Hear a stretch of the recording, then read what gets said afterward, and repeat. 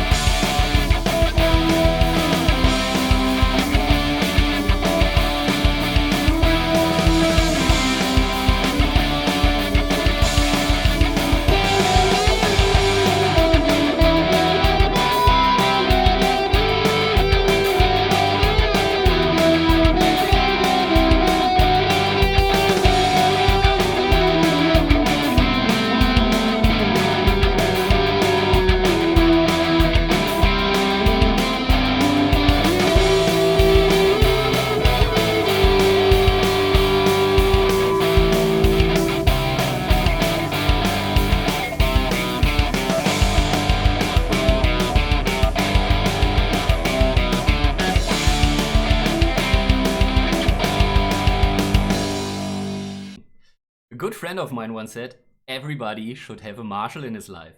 And I think he's got a point there. The TSL60 is a last generation all-tube Marshall amp. It can be found on the used market for around 400 euros. If you're lucky, for less. For example, for mine, I only paid 320 euros. You just have to be patient and keep looking for the deal you want. It's not that much sought after, like for example the DSL or even the JCM800 series, which is why the prices are comparably low for this series. Of course, that's argued with the sound characteristics, but I think if you test it and you like it, just go for it. What's the point not to? The amp is made in England. It comes with 3 channels, which the name suggests, triple super lead. It has a real spring reverb, which is foot switchable, and a parallel effects loop, which you can also switch on and off via the foot switch. The amp is powered by 2 EL34 tubes in the power section. They provide the 60 watts of the amp. That should be really enough for nearly every situation you can think of.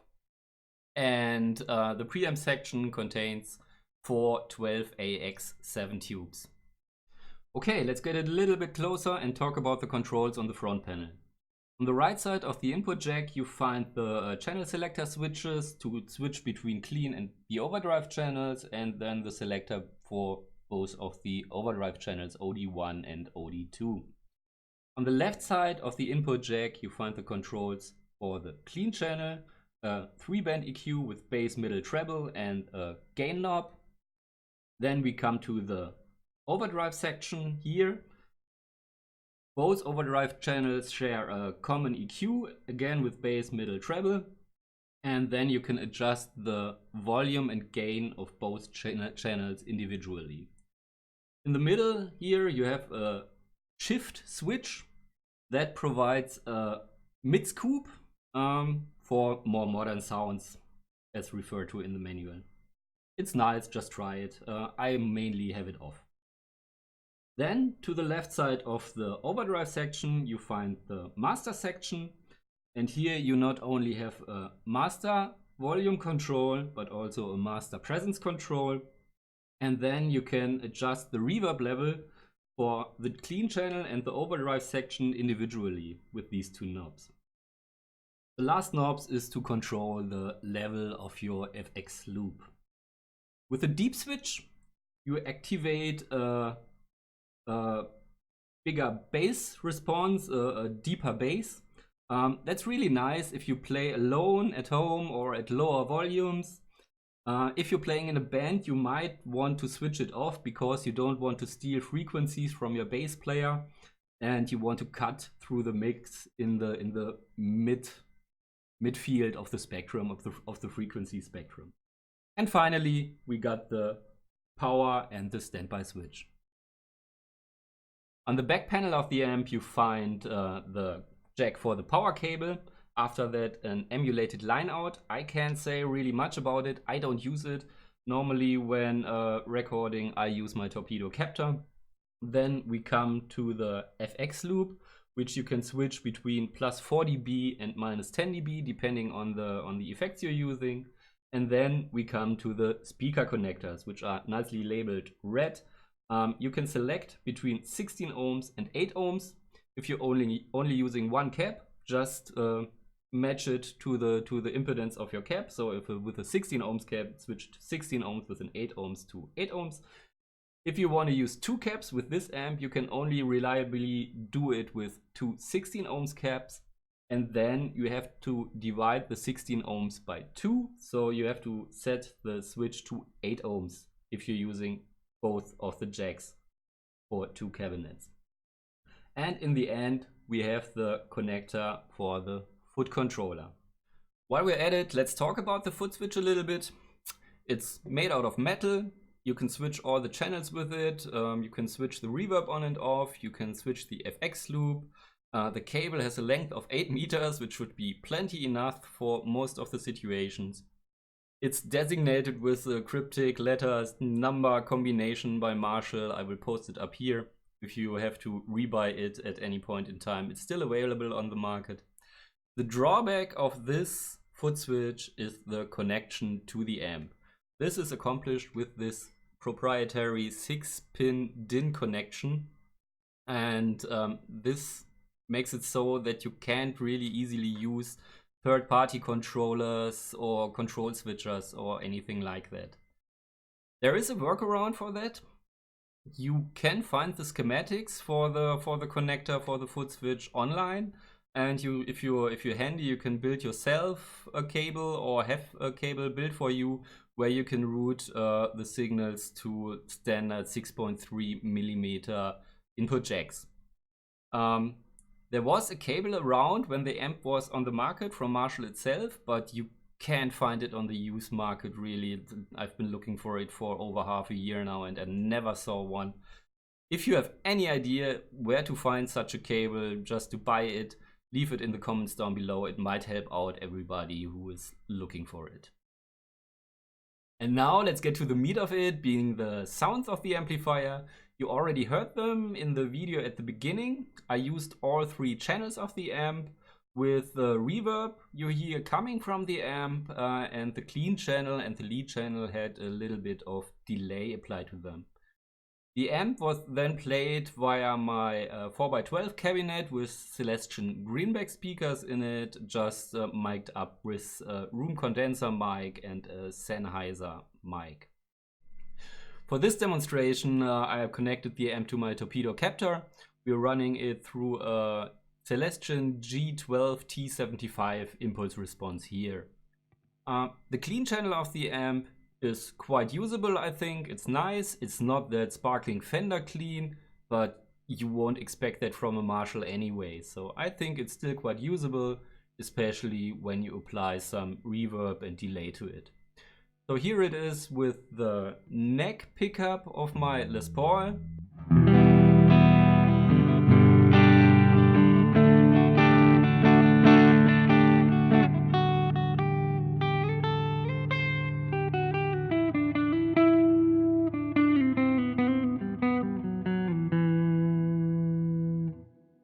And with the bridge pickup.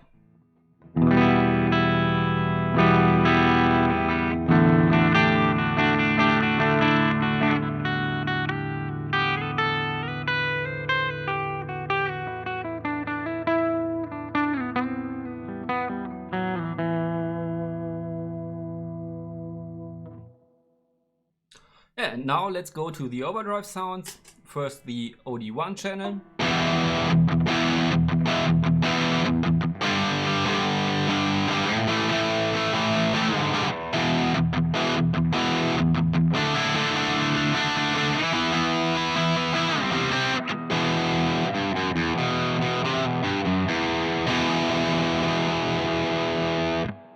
Let's activate the shift.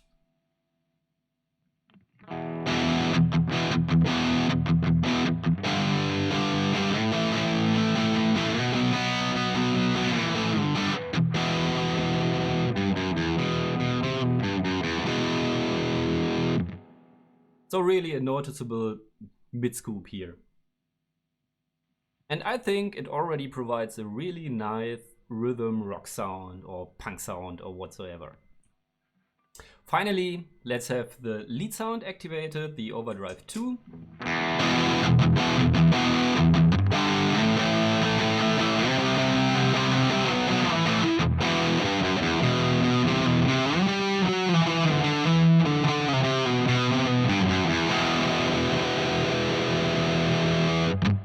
So here's the womb, here's the Marshall, here it's cool. I like it, I love it really much. That was the bridge pickup. Let's go to the neck pickup.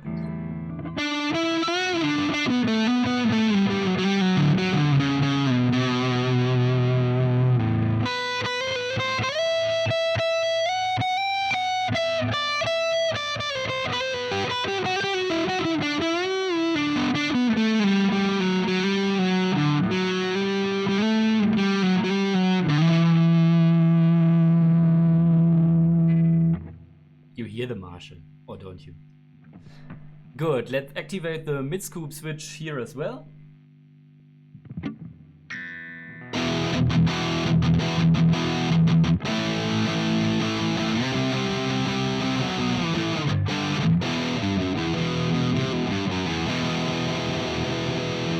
Noticeable. So the lead channel already provides plenty of gain for hard rock sounds. 80s metal, I think, should work fine with it as well. If you want to go really high gain, you have to use a pedal. I think just a tube screamer is plenty enough, but if you want to go all in, just use a dedicated distortion pedal. I'll activate a tube screamer's clone now. It's a do-it-yourself kit from Music Ding. I like it. Just we'll see what happens here.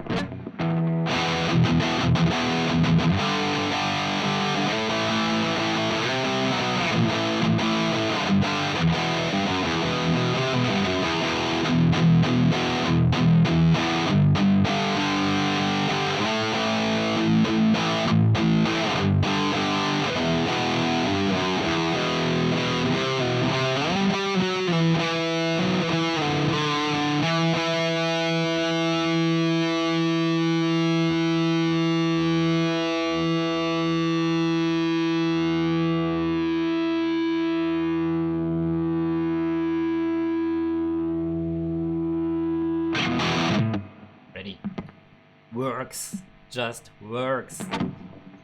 Finally, let's go to the deep switch, see what that provides in sound difference. This is without. In the clean channel, bridge humbucker.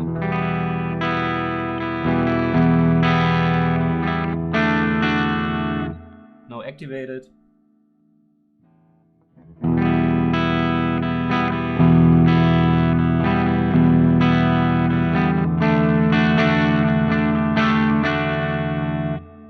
And with the lead sound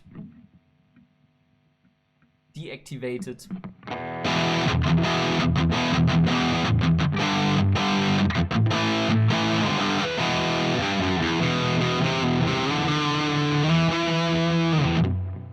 And activated.